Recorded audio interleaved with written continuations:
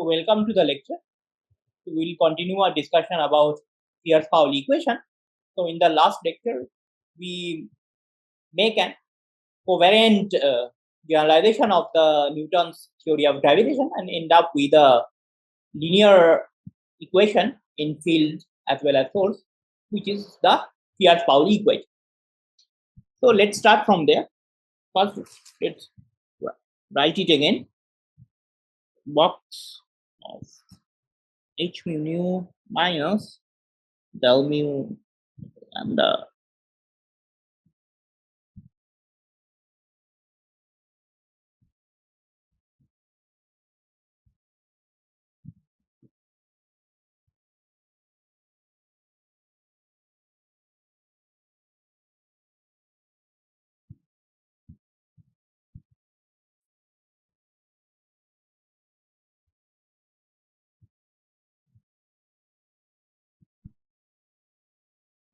So note that because T mu nu is symmetric, right hand side of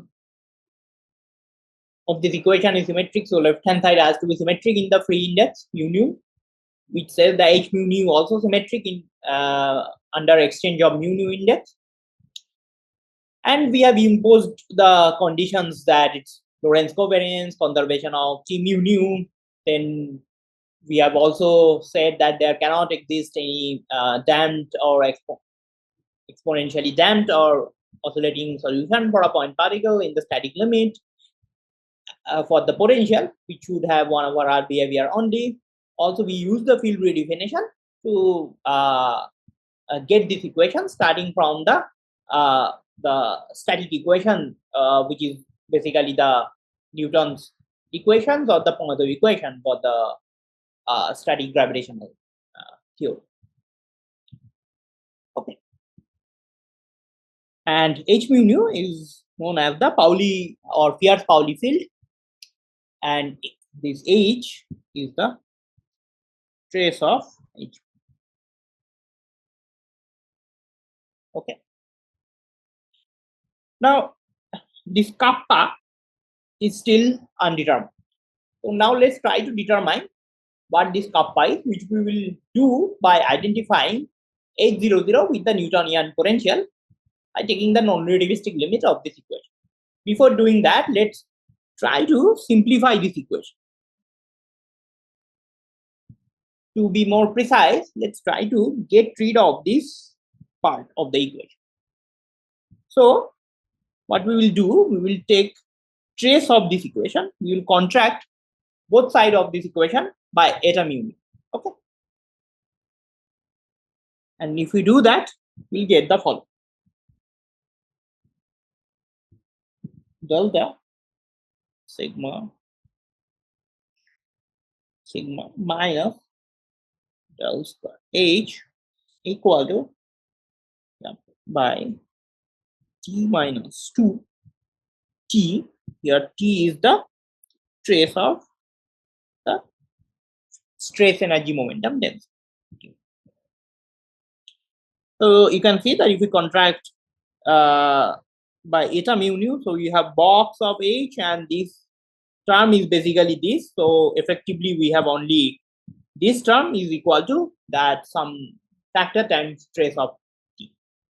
So kindly repeat that algebra just to check that what we have written here is correct or not. But then we can use this equation to replace this part inside the Fierz-Pauli equation by kappa by d minus 2 times t. Also note that here we are working in a generic space-time dimension, which we denote by capital D.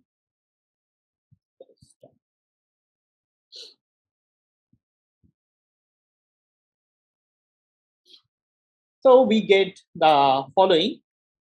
We have del square h mu nu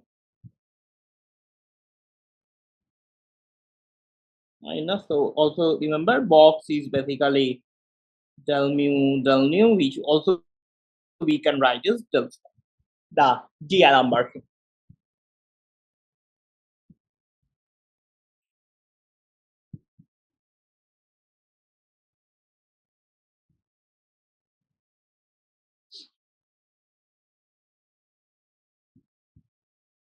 and plus we have del mu h, and then we have kappa and t mu nu. And if we replace this term by this kappa by minus 2 times trace and take this on the other side, we'll have t mu nu minus 2 Adam. Okay. Now let's look at the 0, 0 component of this equation. That is, we will set mu equal to nu 0. Look at the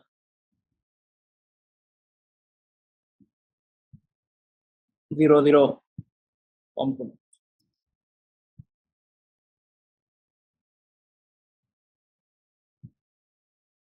Okay. This is precisely what we have done also for the case of electrodynamics.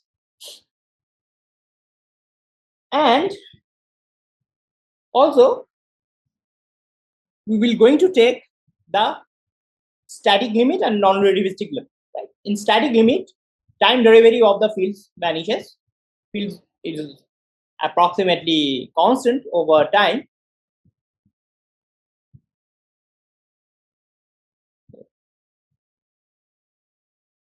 Static limit, time derivative drops out.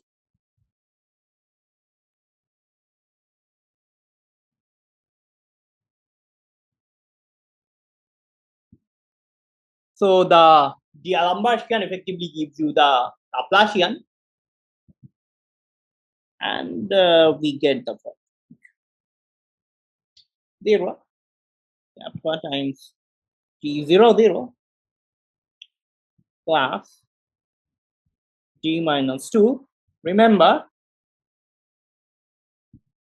that here is the eta 0 0, which is minus 1, and t is the trace, which is basically this. So eta of 0 0 is again minus 1. So if you write it in terms of component explicitly, it will be TII, II as the spatial indices, spatial index, and then there will be eta 0 0, t 0 0, eta 0 0 minus 1, basically t 0 0. So if you put all this thing back here, we have I minus 0 0. Right? II means it summed over all the spatial indices. T1 1 plus T2 2 plus T2 3 3, and so in D space-time dimension, there will be D minus 1 spatial index. Now, in the static limit, you can also consider as a non-relativistic limit, because everything is not moving or the velocity is very, very small.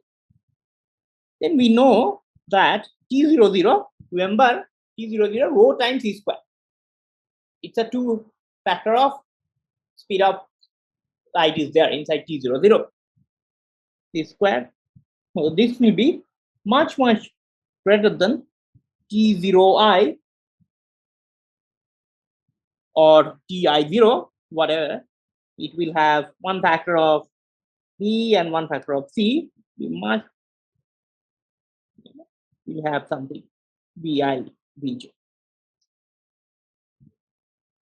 Right.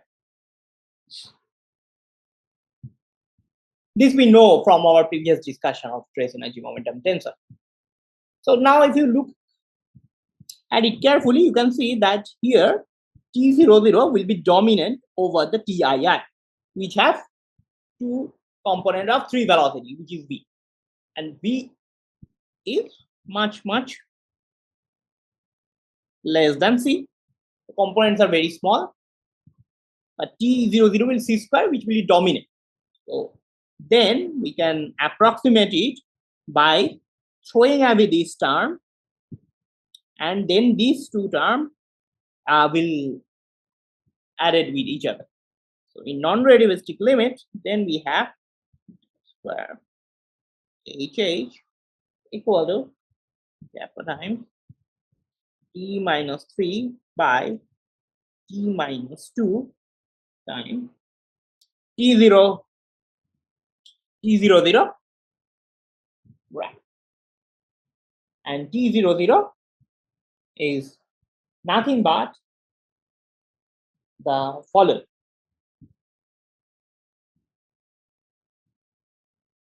It is related to the energy density and up to some factor of C, etc. So now we can identify H00 with the Newtonian potential in the following way. Identify it H00 as 2 times C square by 5 Newton. So note that this minus 2 times 2 by C square, rather this factor is just add up. It's just following from the standard convention. At this point, there is no a priori reason to choose this factor like minus 2 by C square. It will be clear later on. You will see eventually that when we couple this Fierz-Pauli equation, that is the nearest gravitational field with a point particle, you will see that the background Minkowski metric has to be modified, and that change will come from this h mu nu itself. Keeping those in mind, we have kept this factor. At this point, as we say that there is no reason to use this factor, but it will be very clear in the second part of the course. Okay, if we make this identification,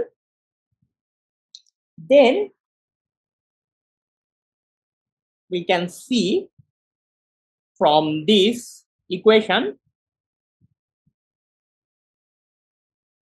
right? So remember T00 is energy density times C, right?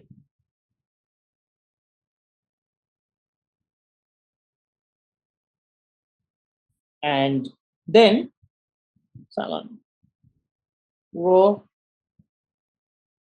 C square by C rho C.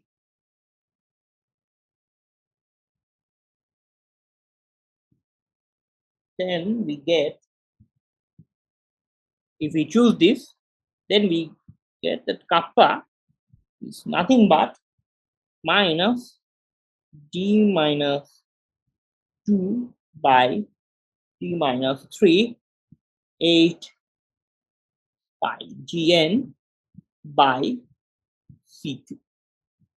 It is just, we can make a comparison. Remember the del square 5 Newton is 8 by g Newton times.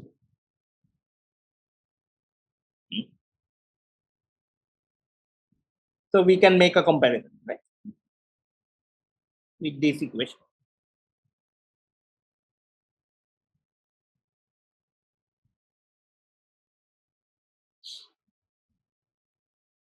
For d equal to 4, that is our usual 3 plus 1 dimension, we can see that kappa, which we call kappa 4, in general we can keep a subscript that kappa is dimension dependent. Now you can see 4 become minus 6 by g Newton by c3.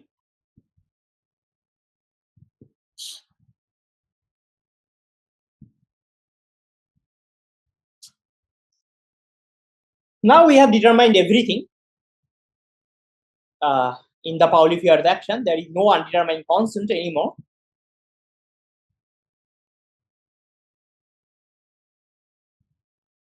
So now let's again look back to this equation. Okay. So let's write it down once again.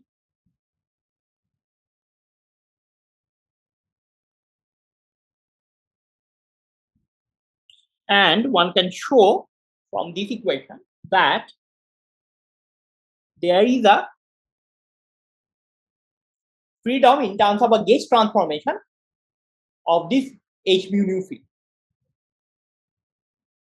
So this Fierz-Pauli equation remains invariant if we change H mu nu to H prime mu. Remember, these are fields, so in general it will be some function of x, which I haven't written explicitly to be understood.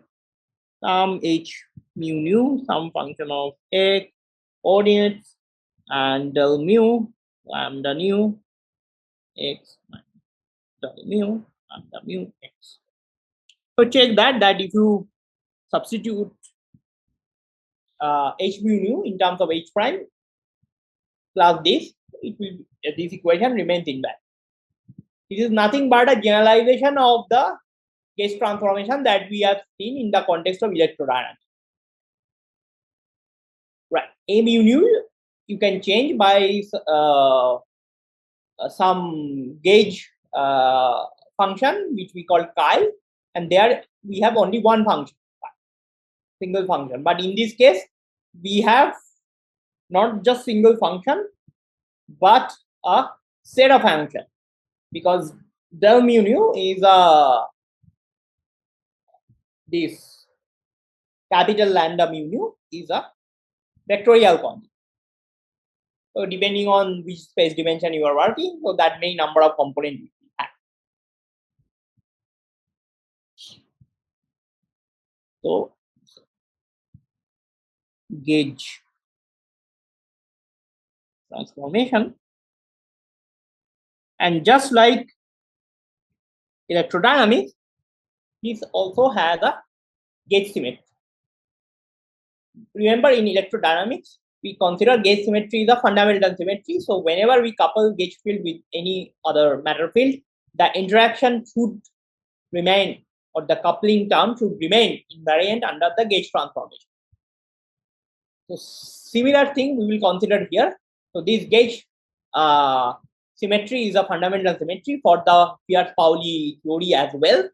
So whenever we couple this Fierz-Pauli field with any other matter field, that interaction term should be invariant under this particular gauge transformation. In fact, one can show that in electrodynamics, so A mu nu has 4 components, but in 3 plus, for example, let's take 3 plus 1 dimension, you can do a gauge transformation to remove 2 redundant degrees of freedom, and only you have 2 physical degrees of freedom. So similarly, in 3 plus 1 dimension, H mu nu will have a 10 component, and utilizing this gauge freedom, you can remove the unphysical degrees of freedom, and at the end of the day, we show that there are only 2 independent degrees, physical degrees of freedom remain for H mu nu in 3 plus 1 dimension. Okay. So next, what we're going to do, we will try to couple a point particle with this H mu nu field, just like what we have done for the case of electrodynamics, making sure that the coupling remains invariant under the phase transformation, and let's see what it is. We'll end here, and thank you for